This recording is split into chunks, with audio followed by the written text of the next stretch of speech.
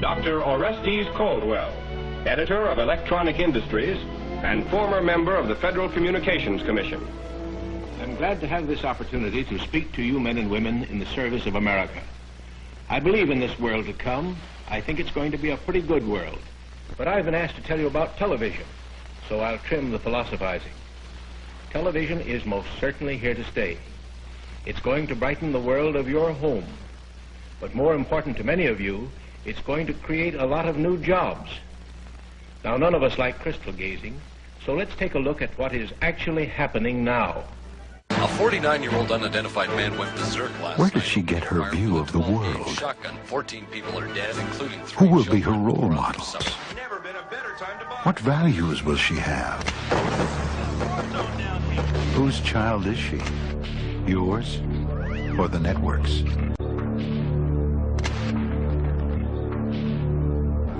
Take back your children. Turn off the TV.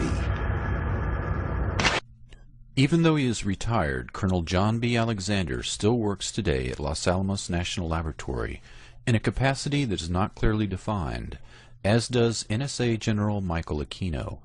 Both personalities have extensive study in the application of non-lethal, extremely low-frequency weapons in attacking the populations and armed forces of enemy nations. Whether these terrible weapons that were supposed to have been turned against our implacable enemies have instead been turned against our very own people is difficult to prove given the nature of the weapons involved. Thousands of American citizens have been publicly claiming for years that they are under attack from a directed energy weapon that attacks their physical bodies and their central nervous systems.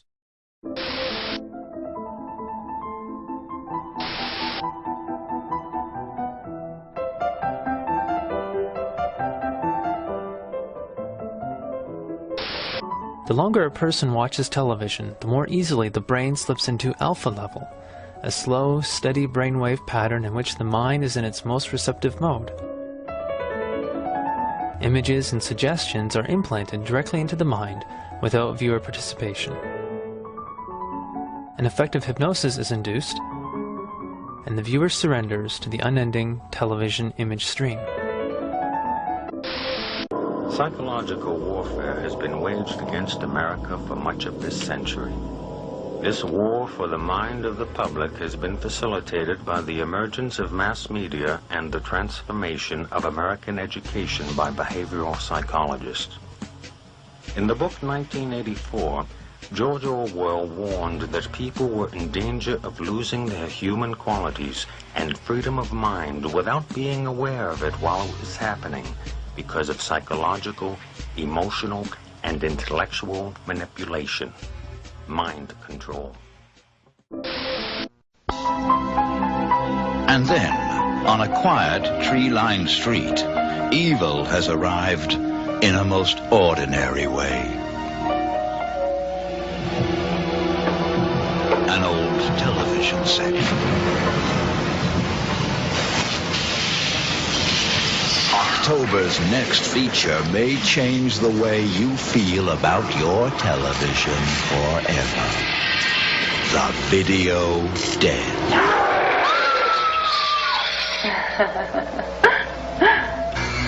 Why in the hell don't you leave it alone?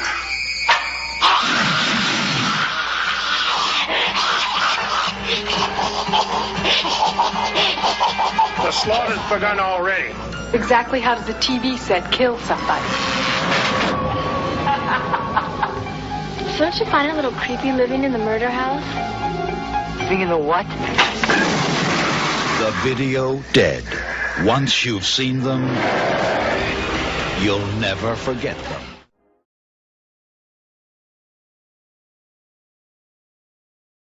The greatest social messages are promoted through movies and drama, high drama, through the fixation of emotive sequences, emotional sequences, not logical, factual sequences, but pushing points across in an emotional way which register and fix in the mind. So emotional content is very, very important, rather than going through an actual discussion or an argument using logic and facts. There's no debate. And when you're being downloaded through fiction, your guard is down, the sensor part of your brain is not in action. It isn't saying, yes, I agree with this, I disagree with that, as you would in a debate or a lecture. You're actually in an alpha state, being completely downloaded with new ideas.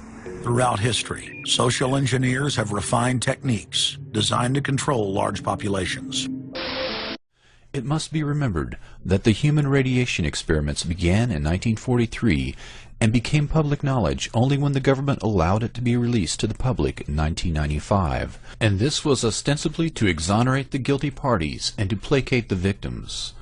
It is with this in mind that you should look at the extensive circumstantial evidence. The U.S. government has a long history of experimenting on human beings, not just the radiation studies, but many different programs of experimentation on unknowing and unwilling human beings.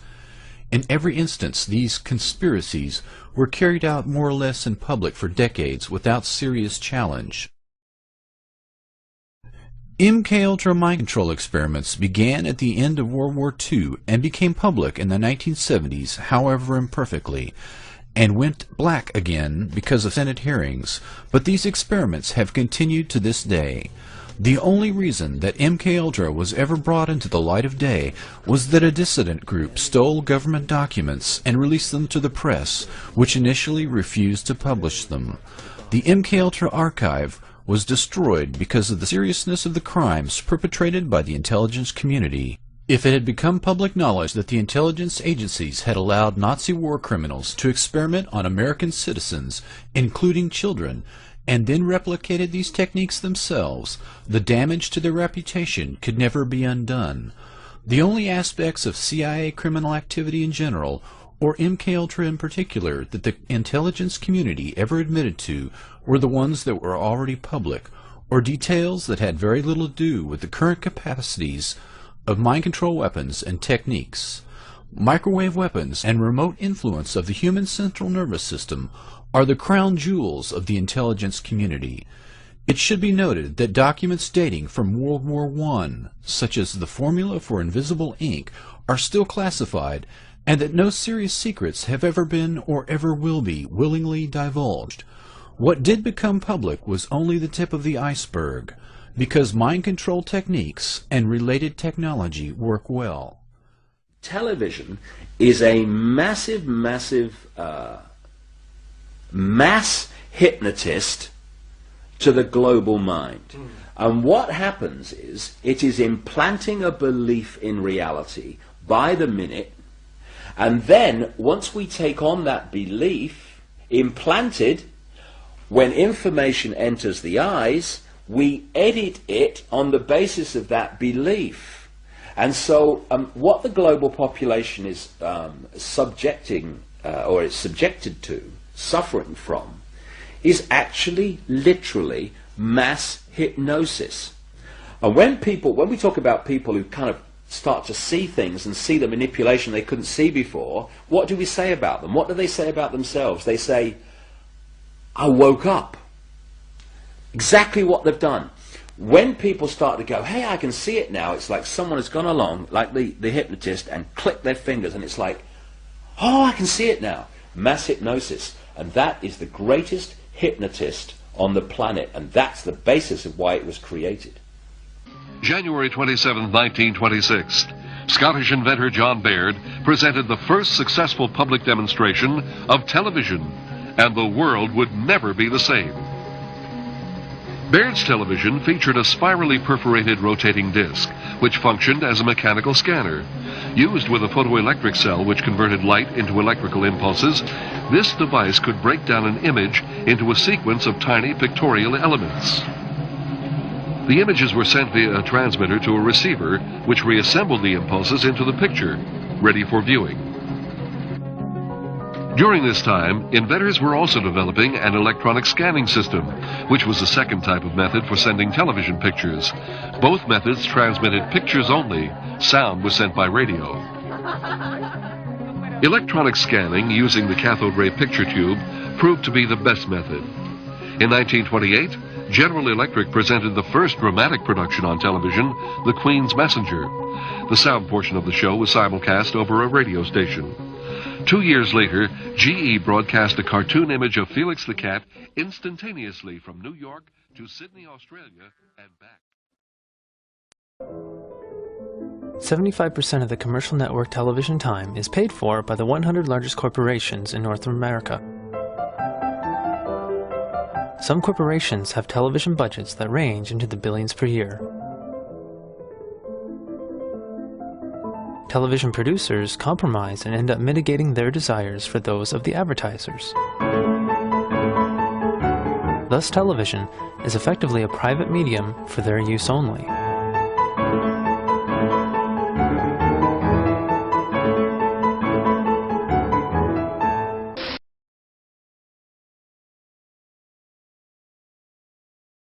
They've been programmed.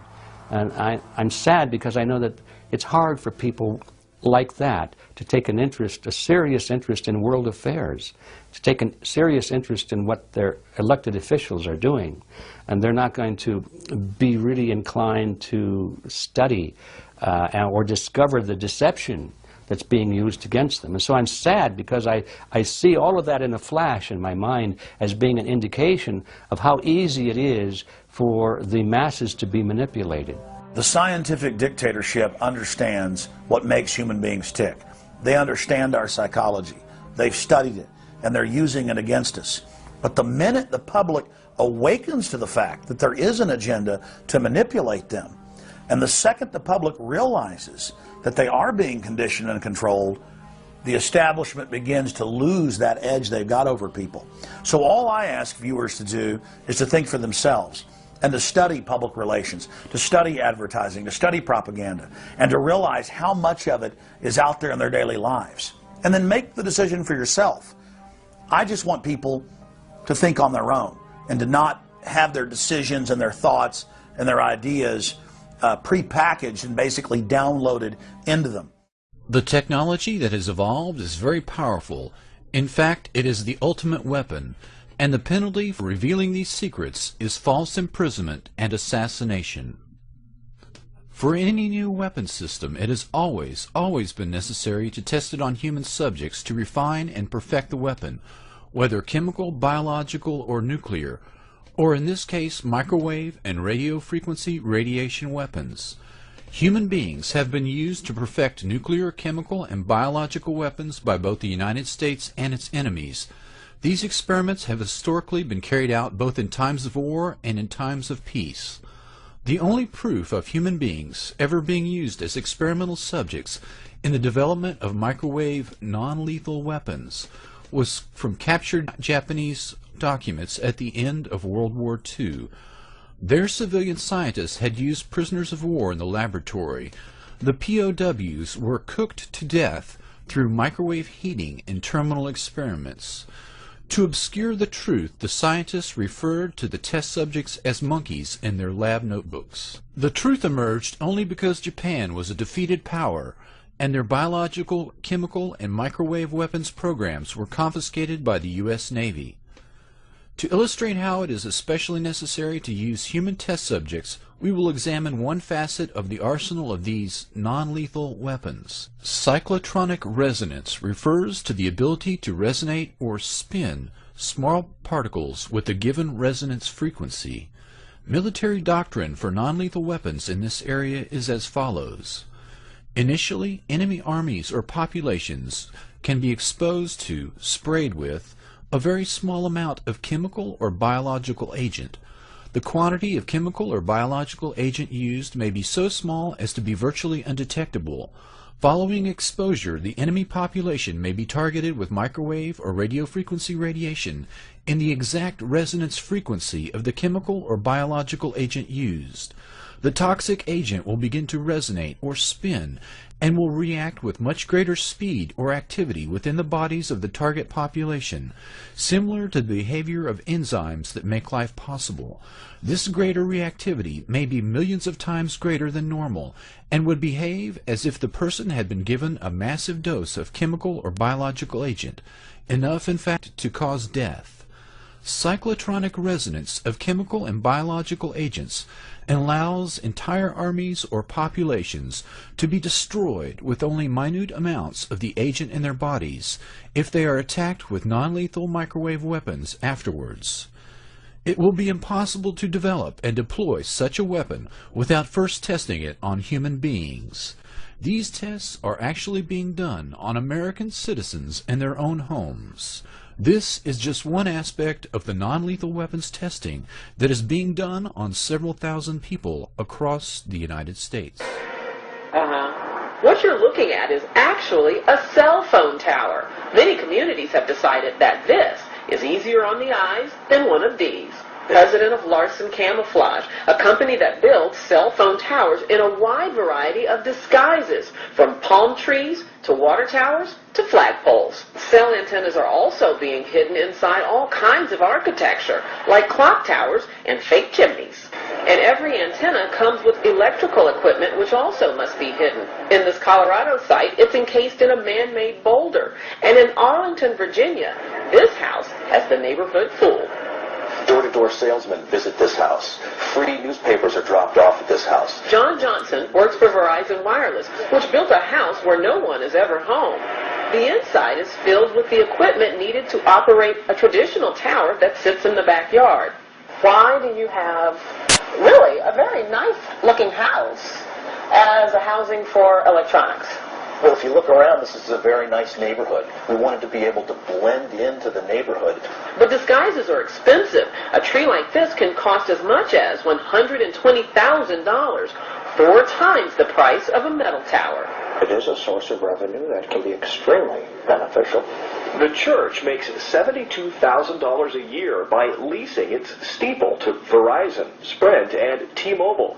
The money used in church ministries. Christ taught us to be wise about the talents that we have and to use them for the benefit of the kingdom. And it's happening at churches both across New England and nationwide. There's so much demand for steeple space, it's even spawned a new company that markets church steeples and negotiates contracts with carriers. People ask me what I do for a living. I say, I spend my day just funneling millions of dollars into the kingdom of God. And everybody chuckles, but I say, no. That's what we do. Churches profiting not by spreading the word, but by transmitting words.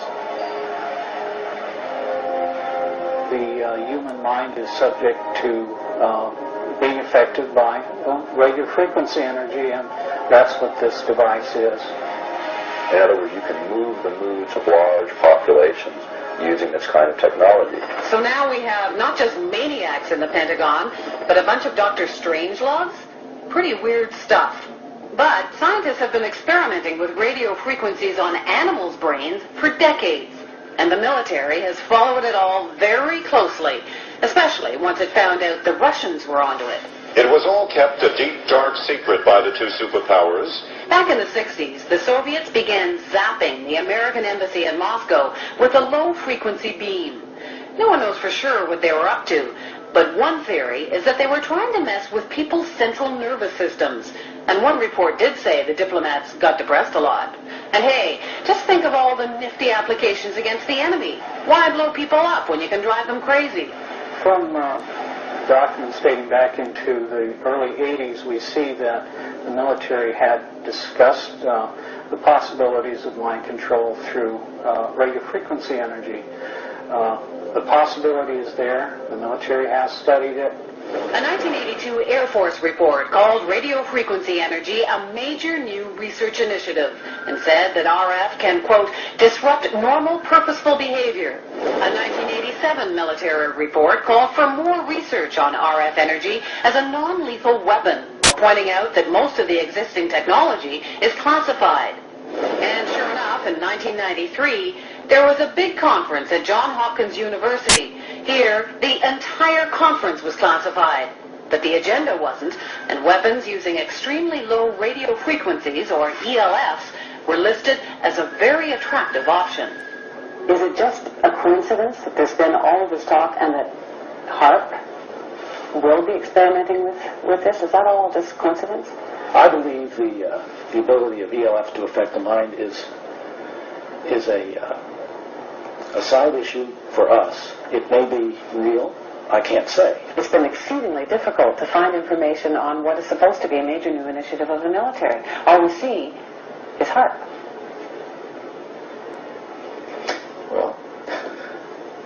Well, I'm being kept in the dark, if that's the case.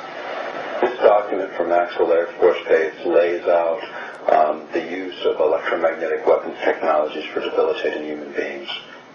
Using electromagnetic warfare against human beings, you can cause disease, you can cause hysteria, or you can cause passivity for population control. Extremely low frequencies affect us because they are the same frequencies that our brains output.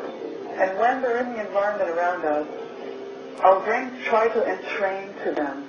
So our brains try to mimic those signals. And if those signals are not good ones for our behavior, then we can fall apart. We can behave differently. We could get sick. We could feel very stressed and not know. Ever learn how to electronically stroke the ionosphere, this layer that begins about 30 miles above the Earth's surface that's electrically charged? If we could ever figure out how to electronically stroke it, he said, to get it to send a signal back to the Earth, we could affect the behavior of people over huge geographic areas on a hemispheric basis. And it wouldn't affect everyone. It would affect 70 or 80% of the population is what they more or less figured. But this was a technology that didn't exist in 1969. In the early 70s, Zbigniew Brzezinski referenced J.F. Gordon's work and said, you know, this is a technology that will likely emerge. Zbigniew Brzezinski predicted back in 1970. He said they will be a highly internationalist elite with a globalist outlook. He indicated that their technotronic society would exploit the latest communication techniques to manipulate emotions and control reason.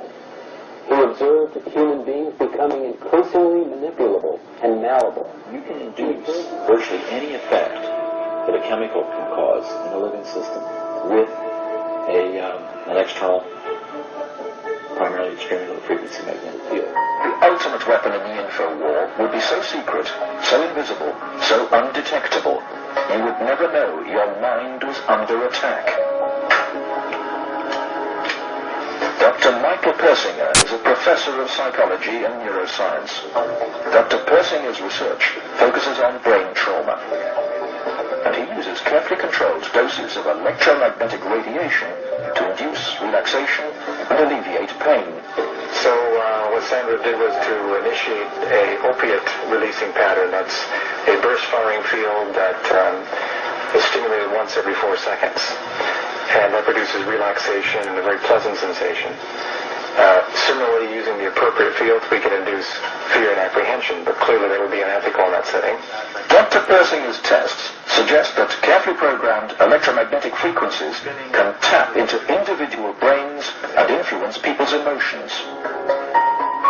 The cognitive processes of the human brain are really quite simple. And if you understand how they work, you can make entire populations think and decide the manner in which you wish. Many experts are skeptical of such an Orwellian scenario, but Persinger thinks the implications are chillingly real. Suppose you generate a field that produces fear, fundamental fear, in large numbers of people. And then, over the television, or in traditional ways, you say, the reason we're having this fear is because of this particular group. And now you start to move the population believing in a direction that you wish. To influence 250 million people, the equivalent of the entire population of the United States, may not be that difficult. According to Dr. Persinger, we already have the technology, satellites and television, and radio transmitters. Mind control may already be happening.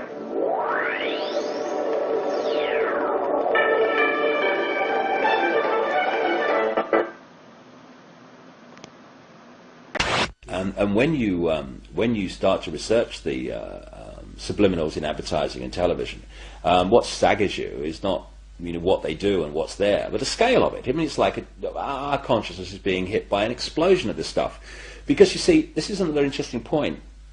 Experiments have shown that about 1.5 seconds before the conscious mind decides to take action, move its arms or whatever, speak, 1.5 seconds before it consciously decides to do that, the electrical signals have begun in the brain to do it.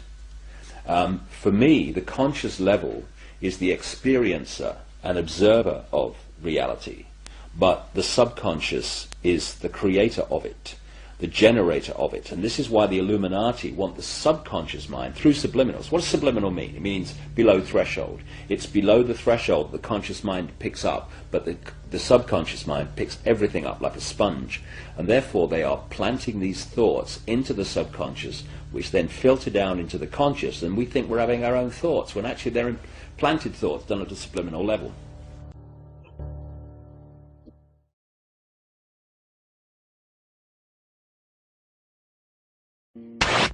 When I was growing up, people were talking on their front porches, neighbors were playing baseball, there were nightly barbecues. You don't see that anymore. We've lost our communities. You drive through neighborhoods, you see the blue glow of television sets. We're losing our humanity. So, if you want to rebel against the globalists, the social engineers, start by turning the TV off a few hours a day and actually getting to know your neighbors. Getting outside that comfort zone. Expanding your horizons. By coming together as communities, by getting to know our neighbors, we defeat the social engineers. The basic problem is that we are living in a virtual reality. We're living in a totally controlled environment, an environment that has been created by mass media. Now, many people, especially young people, accept unquestioningly the nation control, where there has been a long-held consolidation of ownership of the different medias, press, public. See how we are all influenced by unseen forces without our conscious awareness. In fact, the ultimate control is to control people without their conscious awareness. Again, television is a prime example. Think back to whenever you have observed young children or older adults sitting watching television. They have this glassy-eyed, vacant look in their eyes because they are in a trance state, in a hypnotic state of mind. This is very important, very significant, that the medium of television has the capacity to do this, and it doesn't matter what you're watching. The flickering effect of the television image, although it appears to be static and stationary, it is actually flickering. We don't see it consciously, but subconsciously, the repeating visual pattern of the flicker induces the trance state. And that's the basic principle behind hypnotic programming, is that you get the subject to focus the attention of the conscious mind on one of the 5 senses. So in the case of watching television, we're talking about the sense of sight and the flickering image. In the case of sound, any repeating sound pattern will induce the trance state. Now, why this is important is that we are more suggestible to mental programming during this state of mind than at any other time. We're very vulnerable to manipulation at this time, because the first order of business for a propagandist or an advertiser is to create the circumstances that will induce a state of mind that is favorable to the reception of their message. And that state of mind is the hypnotic state of mind, making television extremely important in this whole process of creating a unified mindset among the entire population. Have you ever bought something and then later on wondered, why did you buy it? I think we've all had that kind of experience. Quite a few times. Well, that's a common everyday illustration of being triggered to make a purchase based on a conditioned response that has been built into us to have a preference for a particular product. In fact, that is the whole point of programming, whether it be by an advertiser or a propagandist. There's really no difference between the two. One's selling products, the other is selling ideas. The whole point is to to build into us a conditioned response where we will respond automatically without thinking, with a preference for a particular idea or preference for a particular product. And that is the whole point of programming. If you think about it, whenever you hear news broadcasters speak, you realize that regardless of their ethnic background, whether they be black, white, Hispanic, or Oriental, they all have a similar manner of speaking. They have a speech pattern that is associated with the dissemination of true factual information on the news broadcast. Their speech pattern is similar to the patterned speech of a hypnotist. The news broadcaster looks directly into the camera and into the eyes of the viewer, another hypnotic technique. The newscaster is an authority figure, encouraging the acceptance of the information. People, one, will accept information that comes from an accepted and respected authority. And then the repetition of the information over and over and over again is what builds that conditioned response, so that whenever they are presented with the information again, then they'll accept it automatically without thinking about it. Do you think that the media is complicit in sort of the mind control aspect? Do you think that they are, because I'm a firm believer that the media is completely controlled. Yes. Okay. Yes, and that's my feeling as well, in my experience, that the media has become the fourth branch of government. We're programmed today perfectly, just like machines.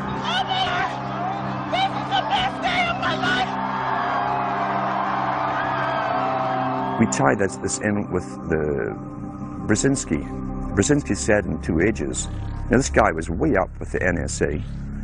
He's a master geopolitician. He admits he works in 20, 50-year periods to do with geopolitics in other countries. But he said himself, the public will shortly be unable to think or reason for themselves. He was meaning by the form of information that was given to them, the type, the formulas that were in use then in the 1970s. He says, eventually they'll be unable to think or reason for themselves. And eventually, he said, they will expect the media to do all their thinking and reasoning for them. Well, that's happened today. That's why people today can't think outside of the programming from television. Zbigniew Brzezinski, Obama's main foreign policy advisor, talks about how a cult of personality can be artificially manufactured to influence the masses. In the first months of my administration, to pull our economy... Oh, goodness. Sorry about that, guys. To pull our economy back from the brink, including the largest and most sweeping economic recovery plan in our nation's history. We're gullible, but we're also willingly gullible. We want a human being, a big daddy, to come along and make everything right for us. And as long as we believe that, we'll always basically get shafted. In addition to John, sorry, I just noticed that I jumped the gun here. Go ahead and move it up. I'd already introduced all you guys. It's the presidential reality show. But when it became an Oprah production, it became slick. You don't have a president, you have an actor. They say that politics is show business for ugly people. You got it. What am I going to tell the president when I tell him his teleprompter is broken? What will he do then?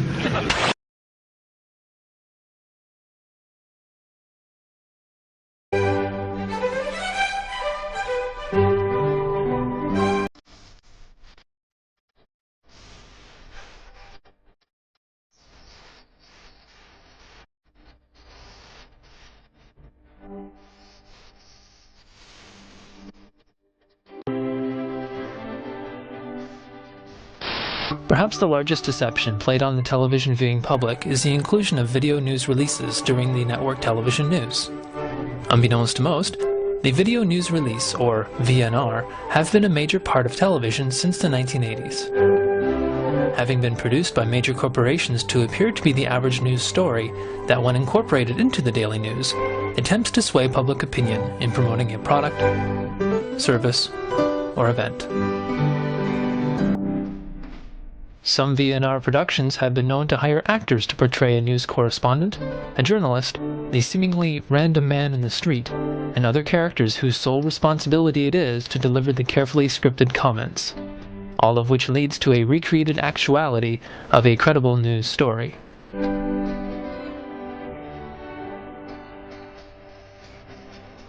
Corporations known for producing VNRs include Philip Morris, Microsoft, the pharmaceutical industry, the Department of Defense, the Census Bureau, the Department of Health and Human Services, the Department of Education, FEMA, and the granddaddy of them all, MediaLink Worldwide. Many news stations have felt financial pressure to become increasingly profitable. This has led to significant cost cutting in the newsrooms themselves, which often includes technicians and producers. Thus, demand has grown for cheap news supplied by the outside sources. And thus the public are left with stories of little significance, while more important issues get swept under the carpets of corporate America. The fight against VNRs has been growing, with the Federal Communications Commission setting fines against media outlets who fail to inform their viewers that a particular story has been produced by some agency outside of the news department. Even though the fight continues, the practice of including VNRs into the daily news is as prevalent today as it was 20 years ago. When a VNR is broadcast over the airwaves and is not disclosed to the public, media outlets everywhere run the risk of ruining their credibility. So you may be wondering what NLP actually is. Well, NLP stands for Neuro-Linguistic Programming, and it's kind of like a user manual for the mind, and it allows you to communicate more effectively, make change easily, so change your behavior, your habits, your emotions and your beliefs, and clears negativity from the past. So let's have a look at it a little bit closer. The neuro part of it refers to, as I said, the mind and the brain.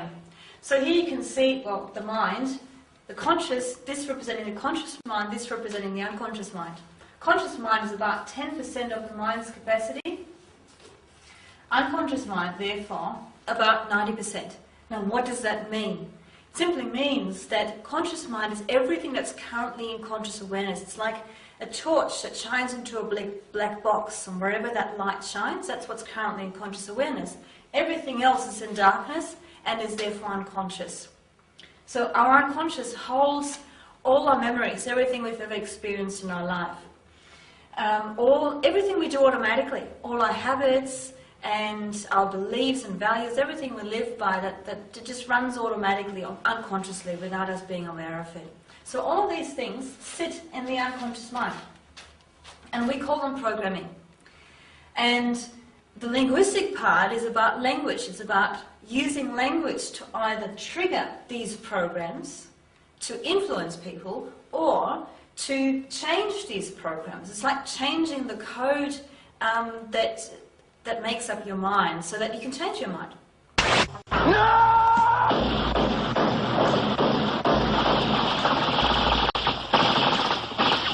Numerous motion pictures have precipitated violence over the years.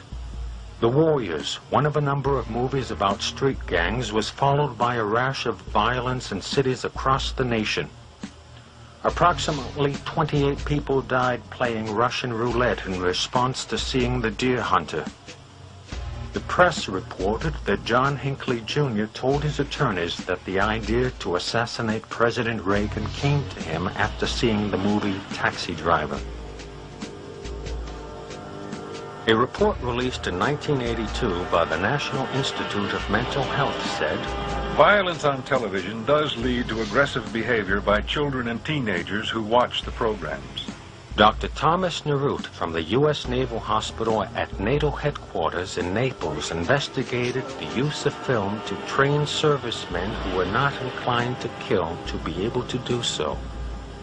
Films were screened which showed people being maimed or killed violently to desensitize the men to those acts. A progressively more graphic depiction of violence in movies, television, and music desensitizes people, especially young people, to real-life violence and increases tension, anxiety, and fear among older people who perceive increasing lawlessness and the breakdown of society. A University of Massachusetts study of crime programs on television reveals that law enforcement officers are often shown breaking and entering illegally, failing to inform suspects of their rights, terrorizing and coercing witnesses, and accepting bribes. Constitutional guarantees are regarded as bothersome technicalities that hinder the police in the performance of their duty. Professors Catch and Ahrens, who conducted the study, said, Police shows seem to reduce the ordinary citizen's awareness of constitutional rights and responsibilities.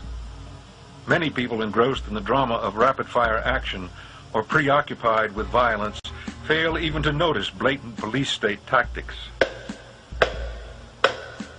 The Supreme Court has consistently expanded police powers and governmental authority while curtailing individual rights, thus enacting into law principles much like those presented on TV crime programming.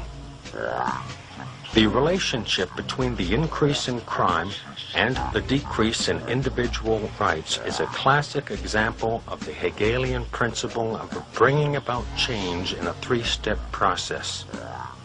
The first step is to create a problem. The problem in this case is the increase in crime brought about in part by mass media programming of criminal behavior, making violence an acceptable means of problem solving, especially among young people. The second step is to create opposition to the problem. In other words, create anxiety and fear in the public so that people demand that something be done about it. The third step is to offer the solution to the problem that may entail a restriction of individual rights or some other predetermined goal, thus bringing about change that would have been impossible to impose on people without proper psychological conditioning. By causing emotional stress and mental confusion, judgment is impaired and suggestibility increased. Under these conditions, people allow their rights to be diminished without realizing its ramifications.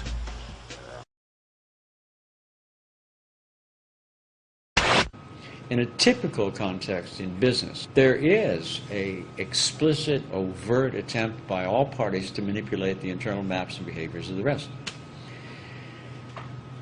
If that same ethic were allowed in the case of training and application with clients who are undergoing significant personal changes, even Freud recognized over 100 years ago that to allow the imposition of the perceptions, the values, the beliefs of the analyst onto the client was a fundamentally unethical transaction. The plan is as old as history, with its modern manifestation having reared its ugly head in 1776 when Adam Weishaupt, professor of canon law at the University of Ingolstadt in Bavaria, founded the Order of the Illuminati, the Enlightened Ones. The goal of the Illuminati was the creation of a new world order. This was to be accomplished by infiltrating all areas of society and destroying civilization from within. The public has been deluded about the material aims of a few and the very existence of the hidden rulers who sit at the very pinnacle of power and see themselves as lords of this planet.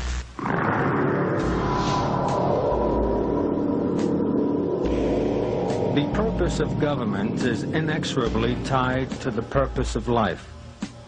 The sum of good government is knowledge of the purpose of life and the administration of society towards that goal. If the men in leadership positions in the world do not know the objective of life, then they are not capable of administering a peaceful society.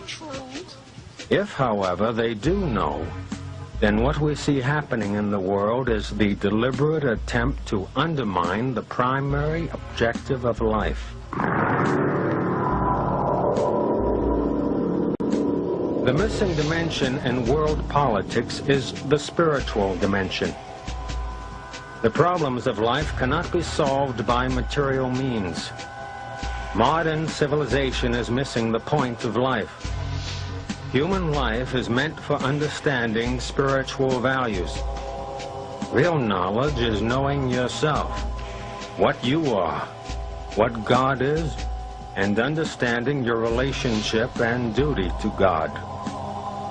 It is our duty to understand God, abide by His laws, and learn to love Him. Then all of our problems will be solved. When men are not governed by God, they will be ruled by tyrants.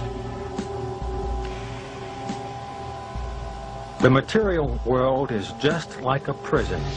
Spirit soul is imprisoned in a material body, which is imprisoned in the material world.